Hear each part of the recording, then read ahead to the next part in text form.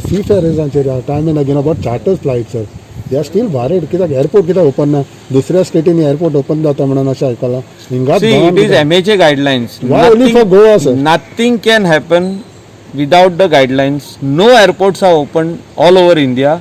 MHA will decide when the seafarers will come in, which airport they will land, and where will be the quarantine facility. So is it then that means whatever is said it is false like What? थोडे airport open जावपाचे गोंयचा ना आनी ना तशें कांय ना. MHA will decide that.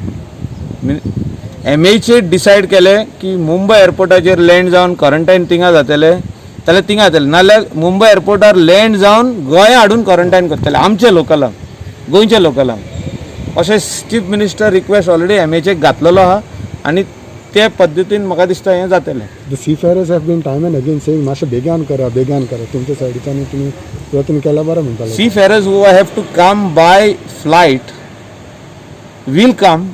Their destination will depend whether it will be Mumbai or it will be Goa.